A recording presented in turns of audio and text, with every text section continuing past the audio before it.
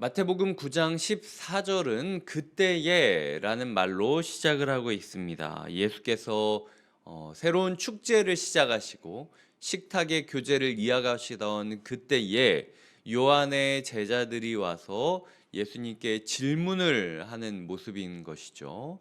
요한의 제자들은 자신들을 바리새인들과 동류로 여겼습니다. 사실은 이 지점이 굉장히 의아한데 요한의 제자들은 바리새인들과 대척점에 서 있었거든요. 이 기존까지 바리새인들이 추구했던 그 의가 아니다. 이제 너희를 부르신 그 자리, 그 자리의 의미를 깨닫고 새롭게 마음을 회복해야 된다라고 이야기를 했던 게 세례 요한의 메시지였습니다. 그리고 세례 요한이 예수 그리스도를 보자마자 저 사람이 내가 기다렸던 그 사람이다. 나는 그의 신발끈 매기도 감당치 못하는 존재다. 라고 인정을 할 정도였어요. 그때 세례 요한의 제자들이 예수께 왔다면 예수와 자기를 동일하게 여기고 바리새인들을 대척점에 뒀어야지, 자기와 바리새인들을 동일한 선에다 두고 예수를 대척점에다 두고 있다라는 사실, 그것이 우리가 받아야 될 첫 번째 교훈임을 기억하셔야 됩니다. 많은 부분에 있어서 우리는 적과 악운을 잘 구분하지 못해요. 누가 우리의 동역자고 누가 우리의 적인지 잘 구분하지 못한다라는 것이죠. 싸워야 될 대상과 싸우는 게 아니라 싸우지 말아야 되고 사랑해야 될 대상과 이해해야 될 대상과 존경해야 될 대상과 오히려 싸우는 모습을 보이는 것, 그것이 세례 요한의 메시지를 듣고 그를 따르고 있었던 사람들의 모습이라는 것이죠. 그들은 하나님의 제자는 아니었던 겁니다. 세례 요한의 사람들이었던 것이죠. 교회 안에서 신앙생활을 하지만 그럼에도 불구하고 하나님의 제자로서 하나님의 뜻을 알고 예수 그리스도를 한편으로 여기는 것이 아니라 누구의 제자, 사람의 제자, 교회라는 조직의 제자, 혹은 시스템의 제자, 누군가의 제자가 되어서 예수 그리스도를 의아해하고 예수 그리스도께 찾아오지만 오히려 증거를 달라, 난 못 믿겠다 라고 이야기하는 불신의 모습을 보이고 있는 것, 남의 일만은 아니라는 것이죠.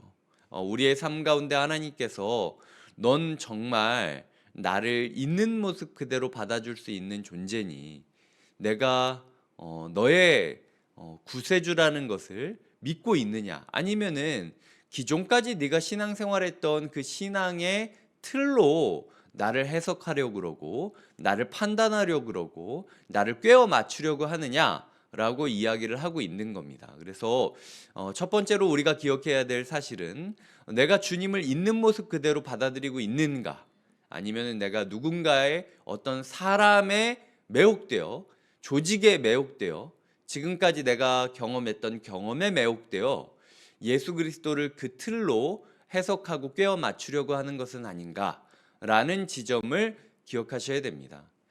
두 가지 예가 있었잖아요. 첫 번째로는 생배 조각을 낡은 옷에 붙이면 안 된다. 16절에 이야기하죠. 그 옷을 당기어라고 이야기를 하고 있습니다. 긴장이 있다라는 거예요. 옛 것과 새 것 사이에서는 긴장감이 느껴지게 된다라는 거죠. 17절에 보면 새 포도주를 낡은 가죽 부대에 넣지 아니하나니라고 이야기하는데 부대가 터져라고 이야기를 하고 있습니다. 이것 또한 긴장감이 있다라는 것이죠. 지금까지 우리의 틀로 예수 그리스도를 이해하려고 하면요, 긴장감이 생길 수밖에 없습니다. 소위 말해서 당김이 생기고 터짐이 생길 수밖에 없다라는 거죠. 새 포도주는 새 부대에 담아야 됩니다. 새 옷은 새 천으로만 만들어야 된다라는 것을 이야기하고 있다라는 거죠. 이전까지의 것으로 나를 판단하지 말고 오늘 주는 이 말씀으로 내가 누군지를 판단해라 라고 주님께서 우리에게 말씀하고 있는 것입니다. 그렇다면 우리에게 새 부대가 무엇인가, 그리고 새 천이 무엇인가 라는 지점을 이야기할 때요, 예수님께서 지금 15절에 무엇이라고 이야기하냐면 혼인집 손님들이 신랑과 함께 있을 동안이다 라고 이야기를 하고 있습니다. 지금 주님께서는 우리가 써야 할 새 천과 새 포도주가 무엇인가? 결혼이다 라고 이야기를 하는 거예요. 지금은 잔치다, 결혼 잔치다 라고 메시지를 주고 계시다라는 것이죠. 결혼 잔치를 통하여 우리가 생각하게 될 여러 가지 단어들이 있습니다. 사랑, 만남, 결혼, 사귐 뭐 이런 식으로 예수님께서는 지금 우리가 우리의 삶을 해석해야 될 틀이 바로 결혼, 만남, 뭐 사귐, 뭐 사랑 이런 단어로 오늘 우리의 삶을 채우기를 원하신다라는 것이죠. 주님이 나를 너무 사랑하고 계시고 오늘 이 날은 사랑해야 될 날이고 너무나도 간절히 기다렸던 혼인날, 혼인집 신랑이 기다리고 기다리다가 드디어 나에게 찾아온 그날의 감격을 유지하며 살아갈 것을 주님께서 원하고 있다는 것입니다. 제도가 아니었어요. 지금 이 사람들이 예수님에게 찾아와서 우리는 금식이라는 시스템, 금식이라는 제도, 금식이라는 규칙을 지키며 살아가고 있었는데 왜 너희는 그 규칙을 지키지 않느냐라고 이야기를 하고 있다라는 겁니다. 주님께서는 그런 그들에게 가장 중요한 규칙은 기뻐하는 것이다. 가장 중요한 규칙은 감격하는 것이다. 가장 중요한 규칙은 나를 만나는 것이다. 나를 만나고 나와 사랑하고 나로 인하여 감격하는 그 규칙이 제 1순위가 되어야 되지. 뭐 금식이 어쩌네, 예배가 어쩌네, 뭐가 어쩌네 이런 식으로 우리의 삶에 다른 부가적인 규칙들 때문에 주님 만나는 감격을 덜하게 해서는 안 된다라고 주님께서 오늘 우리에게 말씀 주고 계시다라는 것이죠. 그렇기 때문에 우리의 삶에 있어서 오늘 하루 집중해야 될 부분은 제가 주님과의 만남을 온전히 누렸으면 좋겠습니다. 주님을 사랑한다고 고백하고 주님의 손길을 마주하는 시간이 되기를 우리가 꿈꾸며 설레이며 기도해야 될 필요가 있다라는 것이죠. 오늘 말씀 가운데 제가 굉장히 도전이 됐던 부분은 이 두 가지 사람들이 나오잖아요. 오히려 예수 그리스도를 알 것 같은 사람들은 예수 그리스도를 제도 때문에 부인하고 있고 한 관리가 예수님께 나와 18절에 이렇게 이야기합니다. 절하죠. 그리고 내 딸이 방금 죽었다라고 이야기를 하고 있습니다. 딸이 방금 죽었다라는 그 허탈감, 상실감으로부터 시간이 필요한 상황이었어요. 근데 그럼에도 불구하고 그는 주님께 나와 엎드려 무엇이라고 이야기를 하고 있냐면 그 몸에 손을 얹어 달라. 그러면 살아나겠나이다.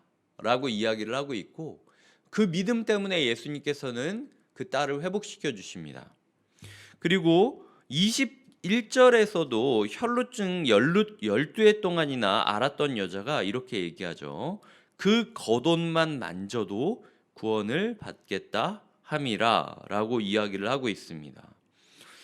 그리고 예수님께서는 그들의 믿음에 응답하십니다. 즉시 그 혈루증 여인이 낫게 되고 구원을 받았다라고 일컫게 되고 사람들은 다 죽었다라고 이야기를 하고 있지만 예수님께서 소녀의 손을 잡으심에 그냥 일어났다라고 이야기를 하고 있습니다. 마태복음은 오늘 우리에게 말하고 있는 거죠. 예수님의 손길이 닿기만 하면 즉시 회복되는데 진짜 그걸 믿느냐? 라고 묻고 있는 겁니다. 제 마음 가운데 이 문구가 굉장히 큰 도전과 굉장히 큰 장벽이 되었습니다. 주님, 저는 왜 못 믿는 걸까요?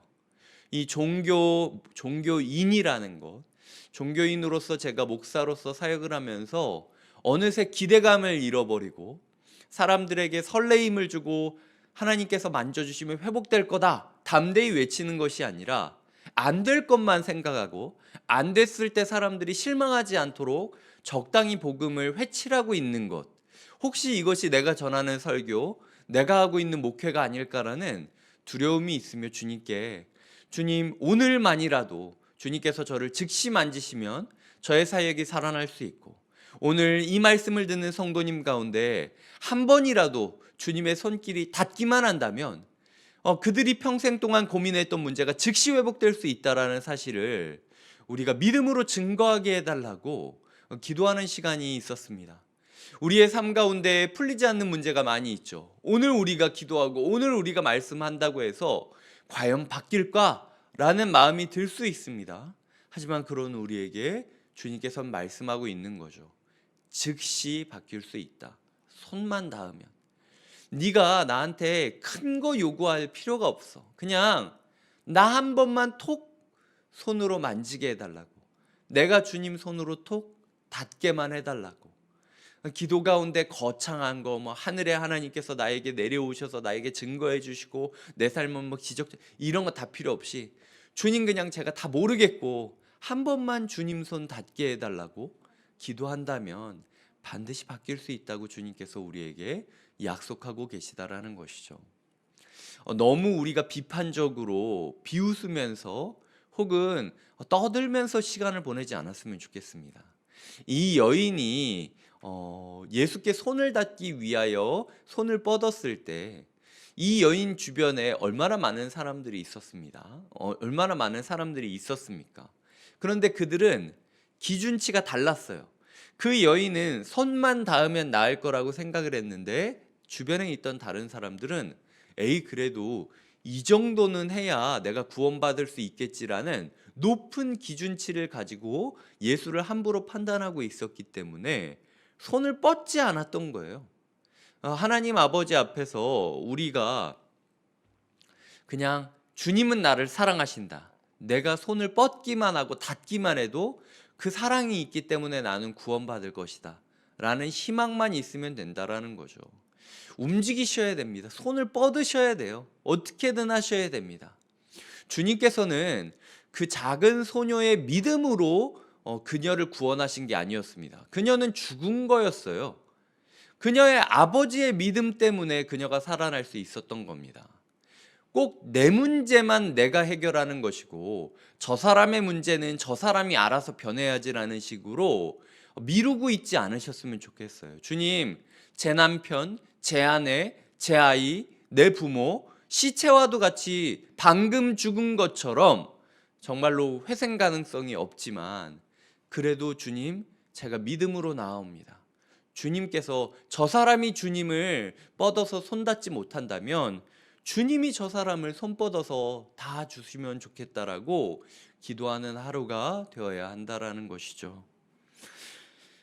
사람들은 23절과 24절에 보면 피리를 붑니다. 엉엉 울면서 종교적인 행위 혹은 자기가 해야 될 매너를 지키고 있었던 거죠. 당시 유대인들의 장례 가운데서는 사람이 죽으면 피리 부는 사람들이 있었습니다. 그래서 애곡을 시작하게 되는 거죠. 그리고 떠드는 무리, 너무 이 사람 저 사람 모여가지고 이러네 저러네 저 여자가 죽은 게 뭐 이런 뜻이네 저런 뜻이네 자기들끼리 해석하려고 그냥 말하는 데 급급하면서 있었던 말하는 사람들이 있었고요. 그리고 세 번째로는 비웃는 사람들이 있었다라고 합니다. 24절에 보면 그들이 비웃더라. 저는 이게 우리의 삶을 바라보는 세 가지 부정적인 모습이라는 생각을 해요. 피리를 분다. 우리의 삶에 그저 그냥 오늘 하루에 예의를 지키고 대부분 이런 때에는 이런 모습을 취하지라는 제스처만 취하면서 우리가 시간을 보낼 때가 있고 혹은 떠들면서 시간을 보낼 때가 있습니다. 예수님을 기다리고 그리워하는 것이 아니고 집중하는 것이 아니고 그냥 뒷담화 하듯이 뒤에서 수근수근하면서 오늘은 이 사람 얘기하고 내일은 저 사람 얘기하고 얘기만 하다가 끝나는 인생들이 있어요. 마지막으로는 비웃는 인생이 있습니다. 안 바뀌어. 내가 한두 번 사나? 절대 안 바뀌어. 라는 식으로 예수가 눈앞에 왔는데도 비웃는 사람들이 있어요. 주님께서는 말싸움 안 하십니다. 그냥 일으킬 사람 일으키시고 떠나십니다. 주님의 그 역사하심에 집중하고 동참하는 자에게는 기적이 기적으로 보이지만 주님의 은총을 받아들이지 않고 집중하지 않는 자에게는 죽은 줄 알았는데 아니었나 보네 라는 식으로밖에 이어질 수 없는 거예요. 기적이 주어져도 기적을 기적으로 받지 않고 우연으로 치부해 버리는 것, 그것이 이 사건을 보았던 다른 많은 사람들의 태도라는 것입니다. 말씀을 맺겠습니다. 우리의 인생 가운데는 이제 새 부대가 필요합니다. 더 이상 우리가 살아왔던 경험, 우리가 배웠던 것들, 우리가 마주했던 유명한 목사님이나 아니면은 내가 옛날에 은혜 받았던 그 추억을 자꾸 추억팔이 하면서 신앙생활하면 안 돼요. 하나님께서는 오늘은 오늘의 은혜가 필요한데, 그 은혜가 무엇이냐? 사랑이다, 만남이다, 결혼이다, 잔치다. 내가 너와 감격을 누리기를 원한다. 너 진짜 그런데 너도 내가 널 만나기 위하여 여기 내려온 것처럼 너 나를 만나기 위하여 손을 뻗고 있니? 내 손길 하나면 다 된다라고 이야기를 하면서 내 손길을 그리워하고 있니? 하나님께서 오늘 우리에게 물어보시는 것이죠. 많은 기도 제목이 있겠지만 오늘 하루만큼은 주님, 저 이거 위해서 기도하러 온 거 아닌데 오늘은 주님 손길 위해서 기도할게요. 한 번만, 1초만 내 삶을 만져주시옵소서 라고 기도하시는 하루가 되시길 주님의 이름으로 축복드립니다. 기도하시겠습니다. 하나님 아버지, 감사드립니다. 적과 아군을 구분하지 못하고 예수께 나와서 따지고 묻는 요한의 제자들을 보면서 참 경험이라는 게 무섭구나. 옛날에 은혜 받았고 옛날에 존경했던 사람, 또 우리가 여태까지 배워왔던 생각 없이 익숙해져 왔던 그 시스템이 오히려 우리를 은혜로부터 멀어지게 만들 수 있구나라는 생각을 하며 이 묵상을 시작하게 되었습니다. 주님, 우리의 삶에 사랑이라는 원칙, 긍휼이라는 원칙, 은혜라는 원칙, 그리하여 하나님과 사귄다라는 그 결혼의 비유 외에는 다 덜어지게 하여 주시옵소서. 하나님, 온전히 주님의 손길을 기다리는 하루, 그리고 우리의 삶에 아무것 없더라도 우리를 닿아주시고 만져주시고 어루만져 주실 예수 그리스도의 손길을 기대하는 하루가 되게 하여 주시옵소서. 하나님, 우리가 대충 이럴 때는 이렇게 해야 된다라는 식으로 시간을 때우며 피리 불지 않게 하여 주시고, 그리고 이게 맞나 저게 맞나 뒤에서 막 수근수근거리며 떠들면서 하루를 보내지 않게 하여 주시고, 예수 그리스도께서 만나 주시겠다라고 말씀을 통하여 말씀하고 계신데 하하 비웃으며 하루를 허비하지 않게 하여 주시옵소서. 주님께서 닿을 그 순간 우리의 인생이 180도 변할 것을 소망하고 기대하며 예수님의 이름으로 기도드립니다. 아멘.